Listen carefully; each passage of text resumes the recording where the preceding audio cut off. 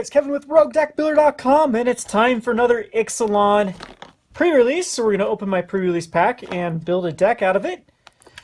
I think this set is going to be fun and sealed and limited. Not very excited with it with standard. I've been playing around with post-rotation standard on MTGO, yet Ixalan cards are not legal yet unless the reprints like Lightning Strike and Drowned Catacomb. And it is pretty much the same old standard. Not a lot changed, and there's not a lot from Ixalan that I really think is going to change things up. Anyway, let's get right onto it. We have a boring dice with a Ixalan symbol. And what is this? Hidden at the heart of Ixalan lies Oraska, the lost city of gold. Who cares? Alright, let's get on to the promo. We get a mythic. We get Tishana, Voice of Thunder. So, very, very... sealed, I guess, is more playable than in draft. I guess draft you could ramp into it. I didn't see a lot of ramp card. I don't know. I'll have to look at this set more. I really haven't done. I still need to even do a top 10 video for this. But I'm sure this might be a popular commander, so it's cool to have it foil. And it's a foil mythic. Can't go wrong with that. Let's go to pack number 1. And I'll try to talk about the cards, and then as time goes on, we'll talk less about them. So we have a Dire Fleet Hoarder. When it dies, you create a treasure. It's a solid card, 2/1. Very, very solid. We have a Talonalize Knight. Talonalize Knight. Okay, so...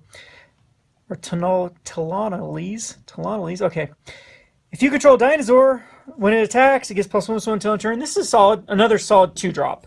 Both of these are okay. We have this 1/7 sideboard card, the Altasar, for 4 mana. I guess it can pair with the dinosaur that deals damage equal to toughness rather than power if we happen to get it. A Storm Sculptor can't be blocked, and when it enters the battlefield, you have to return another creature to its owner's hand. This existed in Ravnica, right? There was a very similar card to this, and it was actually really, really good. So I think this is going to be very powerful in this format, especially draft sealed. It should be good. We have a Blossom Dryad. It's pseudo ramp. 3 mana ramp's kind of awkward though. 2 untap land. I guess you could hook up a land that has a ability to tap for more mana. Ritual of Rejuvenation. Gain 4 life. Draw a card. That's actually not a bad card. Your starting life total goes up higher. You get to draw a card out of it. You can make your spell count go down. We have a Windstrider. 3/3. We see one of these almost every set. What was the old one called? They're usually like drakes or something, or birds. Then we have a Fire Cannon Blast. This one's actually very solid removal, which it's kind of awkward though, because it's not that solid. Sorcery Speed 3 mana. It can do 3 damage if you hardcast it. If you raided the turn, it does 6 damage. Spreading Rot, destroy a land, its controller loses 2 life. Who knows, in this format with later, going on later, this might actually be, nah, it's not playable. We have a Costly Plunder as an additional cost to cast Costly Plunder. Sacrifice an artifact or creature, draw cards. It's going to be okay with treasures. Kind of tough to play. Sorry, but my dog's going crazy in the background. Dust Legion Dreadnought. Vigilance 4/6 for 5. Very weak vehicle. Stormfleet Arsonist 4/4, and then if it enters the battlefield, if you attack with a creature this turn, an opponent sacks a permanent. Limited and in draft, this is insanely weak for that ability. It is a 4/4 for 4. And we have a Shapers of Nature. Yeah, it's actually quite solid. A 3/3, and then for 4, it's a good mana dump. You can put +1 counters on a creature, and then you can remove +1 counters, draw a card. This is good in sealed because when the format gets really clogged up, it ends up being all right. And we have some crappy tokens, and our rare is the Settle the Wreckage. Exile all attacking creatures target player controls. That player may search their library for that many basic lands. This is actually quite solid and sealed because on a big swing in, you can kill everything. And then they do get a land, but at that point, who cares? It's probably like when you're casting this on turn 5 or turn 6, it's over. If their board is wiped, it's good game. And you can actually bait them into an attack like that. So I do like our rare. Some solid little cards. Again, this might be a little bit longer of a video because trying to figure out the bearings of what the cards do. But if we get any other duplicates, we'll skip over them. We have the first one up. We have the Haster 2/1 dinosaur. It's solid. Nest Robber. A Sunrise Seeker, Vigilance, and Explore for 5 mana.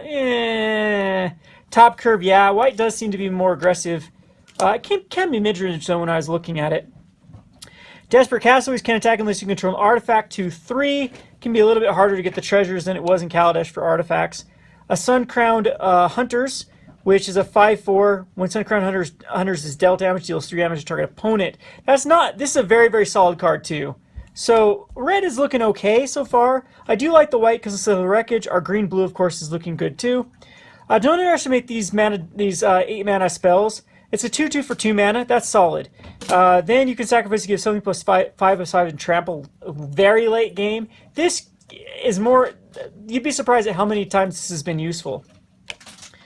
Then we have the Shorekeeper. Very similar. Draw 3 cards. That's a 0/3 for 1 mana. Really filler Gilded Sentinel. There's not a lot to do with artifacts. Just a few things in the set. Thrash Raptor is a 4 mana 3/3 as long as you control another dinosaur. Thrash Raptor gets +2/+0 and trample. So it's good with like nest. We have a good little dinosaur build happening at the moment. So not too shabby. Duress, glad that's reprinted for standard. Pious Interdiction. Enchanted creature can't attack or block, and it gets you 2 life. It's actually a solid card, very solid card, limited. The removal packages are quite awkward in this set, and something like this is really, really good. The Dinosaur Stampede, it gives attacking dinosaurs trample and +2/+0, or all things +2/+0, but dinosaurs trample. Not a bad finisher. A Fiery Cannonade, this will actually be good in a dinosaur deck because it can wipe the board. It also enables Enrage, and deals damage on each non-pirate. Okay, Lurking Chupacabra. Whenever a creature you control explores, target creature gets -2/-2. If we have a lot of ways to explore, that actually works. And the Argos Bloodfast. This is actually pretty solid and limited. You pay 2 life, draw a card. If you have 5 or less life, it flips over to sacrifice a creature and gain life to its toughness. But it's a nice little greed type effect in limited. So again, we are all over the place in this set. I guess so if you have a flip card, they give you it instead of a land. That's kind of cool. There was no land. That's going to be messy for draft. I'm talking to Zach right now. He's being quiet, but that's going to be seriously messy for draft. Next time you get one, count how many cards are in there. Or does this take out the basic land? I think that just takes out the basic land. No, no, I didn't get another rare. Because here's the uncommons.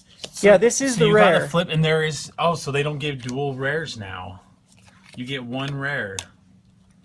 Yeah, right? Wow. I didn't get another land there, did I? I don't see anything, no. Yeah, because you get the flip card instead of... Huh, you get 1 rare. Man, that seems like it's very mappable. Yeah, that's a little scary. Yeah, that's way scary. Okay, so again, so far so good with the dinosaur strategy. I want to play both my... I don't know, we'll have to see. We're only 2 packs in. So one of the worst things with like building a sealed deck is looking or being married to the first pack you open. Same thing with draft, being married to your first draft picks. A 2/2 lifelinker for 2 mana, very solid and limited, insanely good card. March of the Drowned, you can return a creature card from your graveyard to your hand, or 2 pirates, really good in a pirate deck. Another Nest Robber, solid. A 3/4 flying dinosaur, not bad. A Sailor of the Means, which is the one that creates a treasure. Another Ixalan's Keeper. Dive Down, a creature gets +0/+3 and hexproof. That's actually a solid card and limited. You're never going to hate this card in your hand. Another PS Interjection. So white is looking insanely good. Demolish. A Grazing Whiptail, a 3/4 reach. Very solid card. Trove of Temptation, which will help you ramp and force your opponents to attack in. This is actually very solid in a dinosaur deck because you can force a creature to attack in and then you can kill it. Until your turn, target creature gains whenever this creature dies. Return to its owner's hand, draw a card. This is actually a solid card because it's a 2-for-1. You get a good card back and you get a draw card. It can get stuck in your hand though. And we do get a solid removal spell in Walk the Plank. Our rare is Captivating Crew, which also I think does work in a dinosaur build because again we can gain control. This looks like a limited bomb in the Captivating Crew. So again, liking the red so far. The white looks good. Red-white does seem to be the more powerful cards. Black is looking okay too, but it's hard for me to justify looking at anything but white at the moment. White has the 2 removal spells, the solid 2-drop. Fathom Fleet Firebrand. It's a 2 mana for with fire breathing for 2/2, not bad. Legion Conquistador. These will be good if you get multiples. Insanely good if you get multiples because it allows you. It's Squadron Hawk. It allows you to go search for Squad Hawk type card for as many Legion Conquistadors as in your deck. Yeah, for any number. So they've gone back to what Squadron Hawk did. The Spiketail Ceratops, 4/4, it can block additional. So we could possibly go into Naya if we get the fixing. Opt, very solid card for blue, and a Spell Pierce. So there's the standard pack there.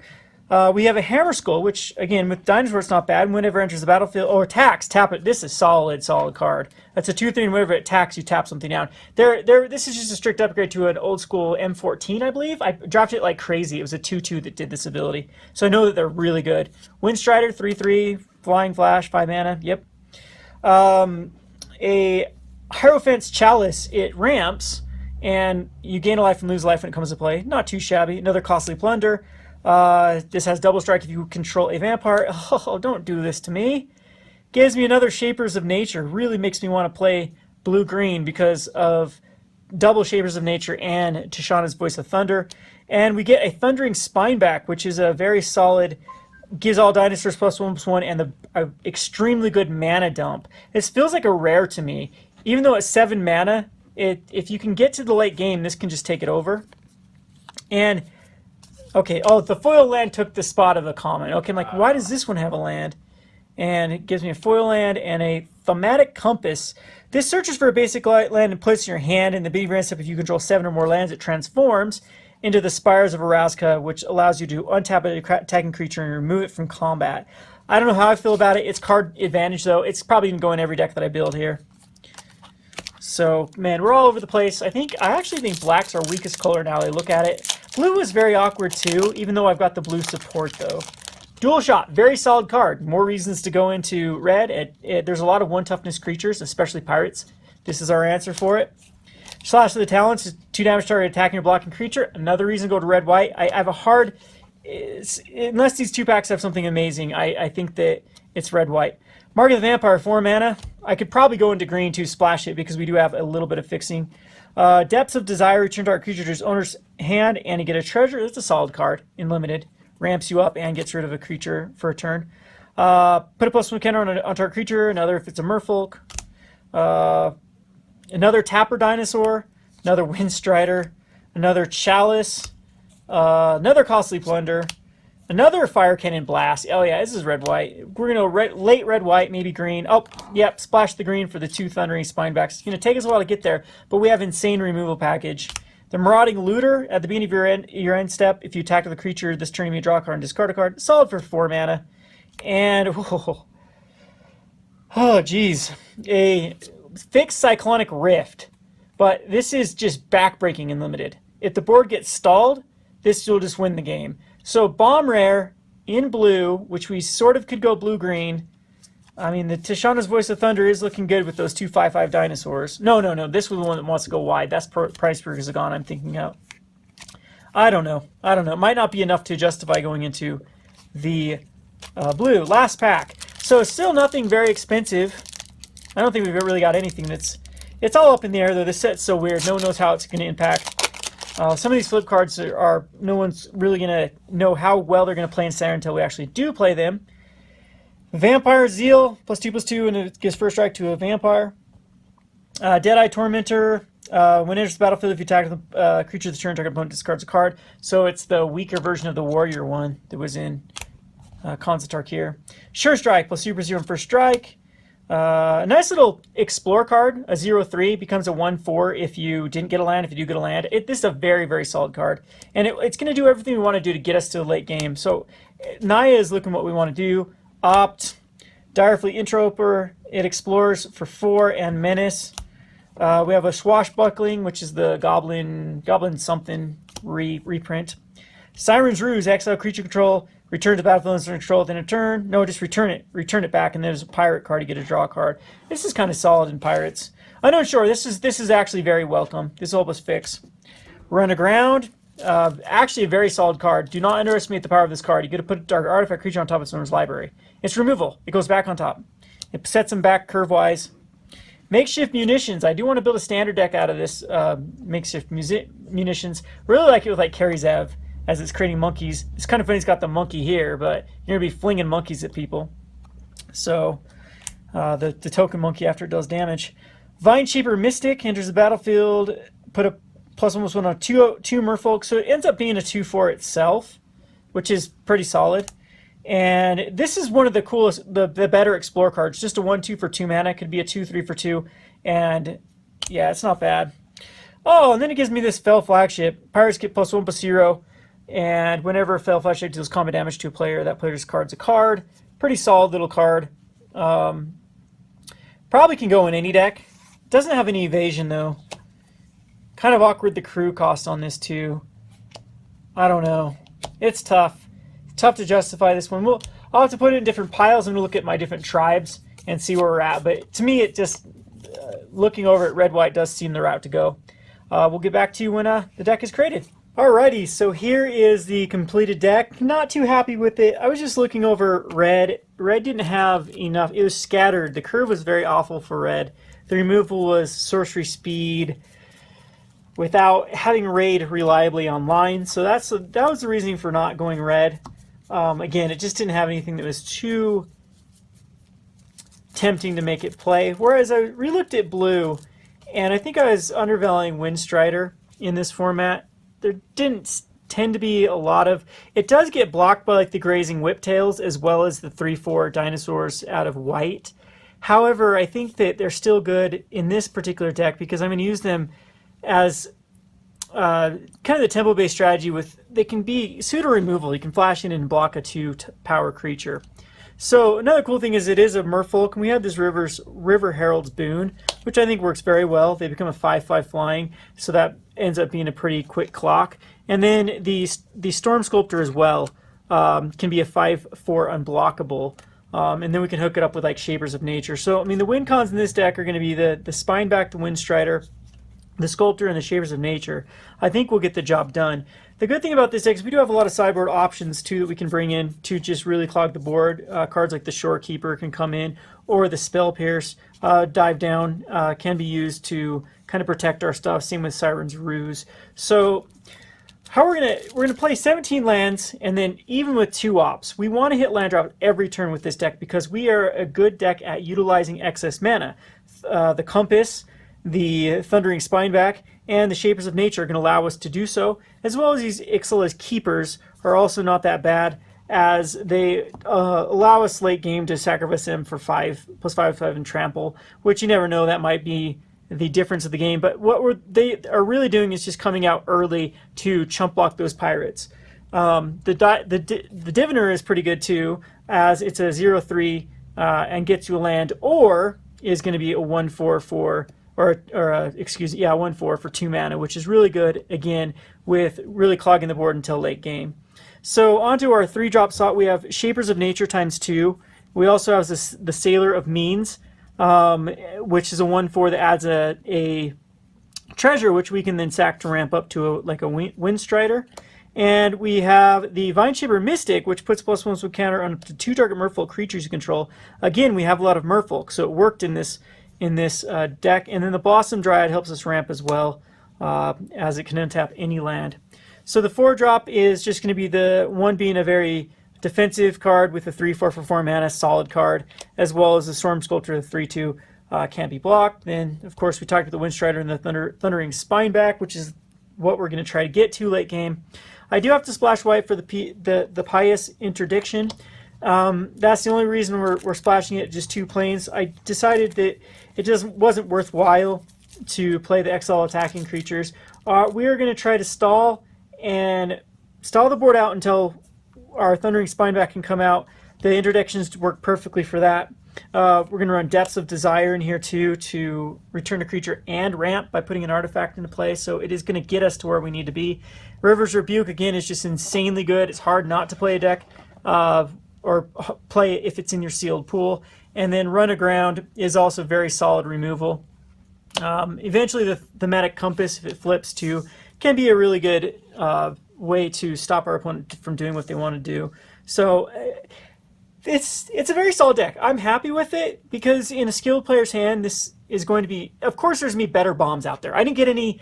Besides River's Rebuke, I wouldn't say that anything is a bomb in here. I think that's the only... No, if we're playing 2 rares, one's an kind of subpar rare. The other one's an amazing rare. The rest of our cards are mostly commons. In fact, the only uncommons that we are running is the Shapers. And, yep, we only have 4 uncommons as well. So when building a sealed pool, don't think because of rarity that's what you want. You want to look at curve. Curve is the most important thing in sealed. Do we have a 2 to 3 to 4 to 5? Yes, we do. Perfect. Do we have the desired removal in the right slots? That's a little awkward, but it's acceptable. Do we have some fixing or ways to scry with the ops? These are more impactful than trying to put other cards in that may be more powerful in if you're just comparing cards. But in building a deck, it's definitely the right way to go. Curve is everything in sealed. Again, had some things almost there with black and red. Really wanted to play him, the walk the plank. I think we ended up with 5 pirates, maybe a little more. So the pirate ship was very awkward in this deck too because it's hard to crew, so I didn't put it in. But I'm happy with this. I should go far with this unless I run into either some bad beats or just a deck that is outclassed. I should be able to take it down. So anyway, again, not too shabby. It's been Kevin with ArogaDeckBuilder.com. I'll let you know how I do in the pre-release. Thanks for watching.